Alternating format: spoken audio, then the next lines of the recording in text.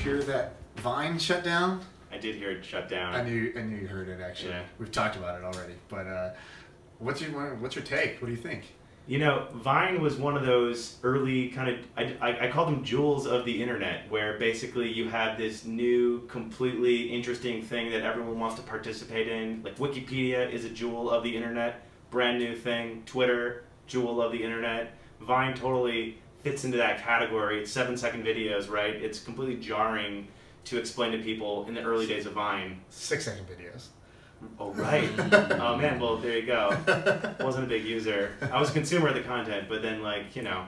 Yeah, I guess before we get into, like, the theory, did you use Vine?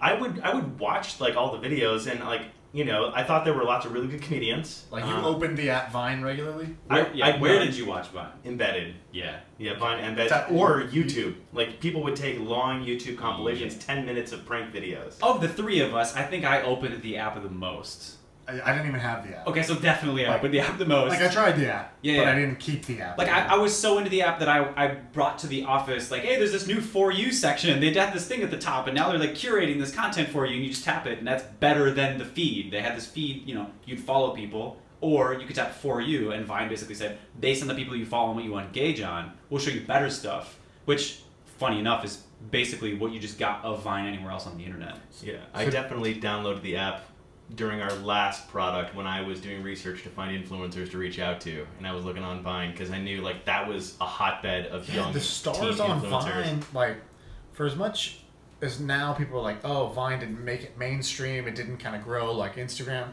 Vine stars are huge. Oh, Nash Greer, who charges like several $1,000s a second for an endorsement.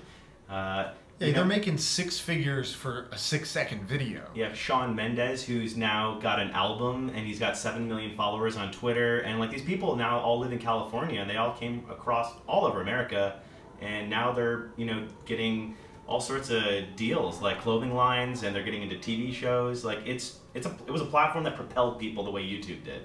Yeah, Tyler, is that who you were following when you? Nash Greer? No, just like the stars.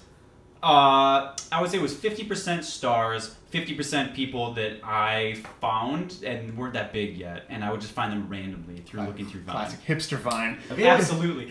You wouldn't know him, but like I could show him to you. Yeah, right. Who is the guy? What's his name? The guy from Mad TV with the lemons. That was my favorite thing. Will Sasso, one of the greatest vines of all time. Lemons, right? And the lemon would explode out of his mouth, and then someone made. I think nobody. This is like a perfect example of Vine. Jason knows this Vine. Or knows the series of Vines. Do you know these Vines? No. Okay. There's this, if you remember Mad TV, the TV show, one of the stars of that show was Will Sasso. He was the big, overweight, white, bald guy. Super funny. He goes to Vine over a year or two, maybe, creates 10 6-second videos of him having a lemon in his mouth in some random context, and he's such a big guy, he could fit a whole lemon into his mouth, and then he just like, oh, and then he would like spit it out, and this juice would just go everywhere.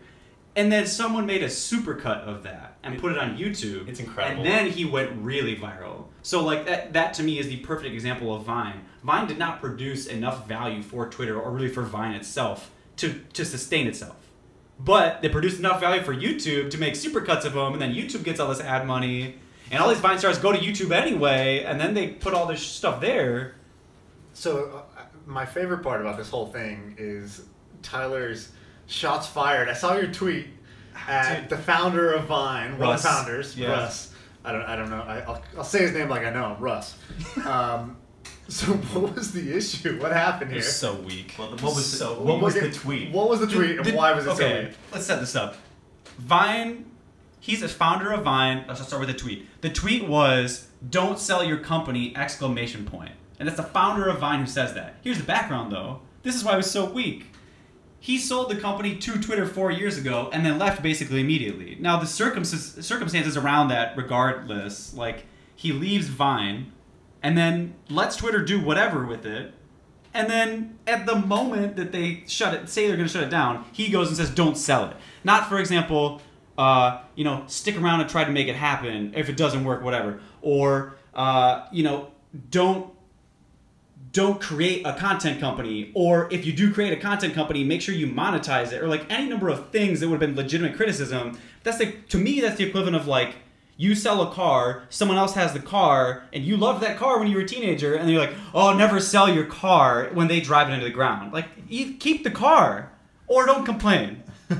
So first off, did he respond to your He didn't tweet? respond, no. Okay, because you were like, weak. I literally just quote tweeted him and said, weak. Yeah, it's not even like a subtweet. You just direct. Okay, Yes. so secondly, Quote tweeting, by the way, is literally like saying out loud, "I'm gonna say this behind your back so you can see it." it's Putting like, it on your it's like face. mocking you. It's like, don't not- sell your company, right? Like a quote tweet is like, I'm gonna mock you, and then I'm gonna say this to everybody else behind your back, isn't in front of even- your face. This isn't even replying to you. This isn't a conversation. Yeah. Yeah. I don't know exactly. I don't care what you think about this. I'm gonna take what you said and then say something about it to everyone else. So it's like the meanest thing on Twitter Yeah. and the best thing on Twitter as well.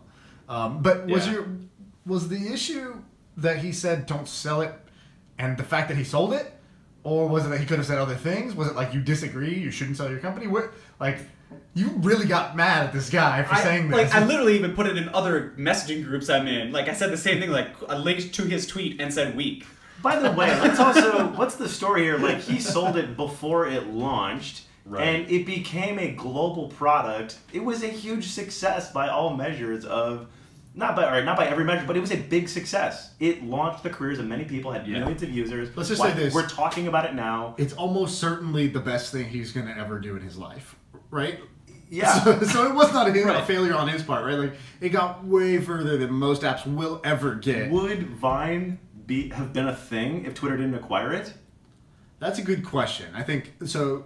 They sold Vine before they launched, and they sold it for, I believe, 30 million is kind of what the number was. I talked to somebody at Twitter once. She does M&A, and she said, I asked her kind of on the way out. I said, hey, before you bought Vine, I was like, well, how did that go down? What was your thinking?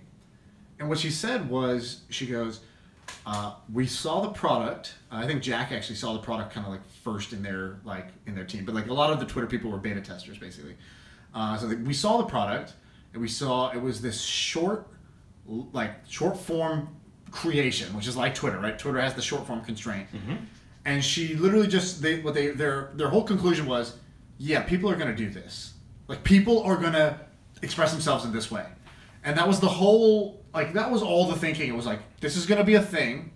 We should probably just buy this now, right? Like, this is a technology pre-launch. We could just get our hands on it and see what happens. And so, awesome acquisition, I thought, from there. And, like, I mean, people now are like, oh, Twitter bought it and it failed. That's a failure. He bought it for $30 million. So, all things considered, it drove a lot more value than... drop in the bucket. Yeah, I mean, at one point, they said they had, I think, 200 million...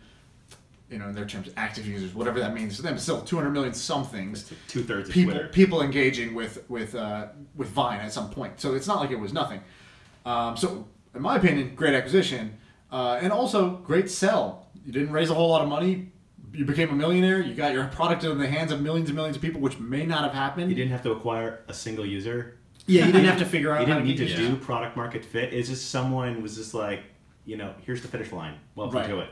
Right, and I mean, Periscope kind of did the same thing, right? Like, do you think Kayvon is going to say in a year's time, like, don't sell your company? He better not. If he does, It'll be weak. yeah, so weak. Go ahead. I was thinking, it's like basically sort of saying like, I would have done all the hard work and I would have come up with all the great decisions and I want to take credit for I would have done but didn't do. Oh, this is what why it it is. Okay, so That's what's really going on. It is the there. reverse equivalent I would have of, done it better. oh, well, I had that idea. Great. Every college friend you had was like, or they even do it now when you make apps, like, hey, dude, I got this great idea for an app. Awesome. I also have 1,000 ideas for an app. If you were the guy who, when you were in like the 1970s and you're like, you're smoking pot, and you're sitting there with your friends, you're like, man, someday, like, they're gonna make music digital. Like, they're gonna put it, like, it's gonna be great, it's gonna be ones and zeros, it's gonna be like the computers we have now. And all your friends are like, whatever, Billy. And then, 20 years later, here comes MP3s and CDs, and you're like, I called it, I did it, I could have done that, but you didn't do it. Except you you're didn't also invent that. legitimately mad about it too. You're like, And then, yeah, right. Yeah. So your thing is, if they drove it into the ground, you could have prevented that. You were there, you left, it didn't work out, you chose to sell, all those things. He also got a bit noisy about it. Like, where was he for 4 years talking about like, I'm warning you, there's the iceberg. Exactly. He just comes out of nowhere, says this thing, doesn't add any substance to it, and then just like goes back into the shadows. Why did you say it? Literally, just why did you say it? Give us something. We are reading a lot into one tweet, but that's what we do here. Okay? We read into things. We name names. Yeah, I don't have a problem with this. I actually thought it was a fair thing. I just thought it was funny that you hated it so much, so we had to talk about it.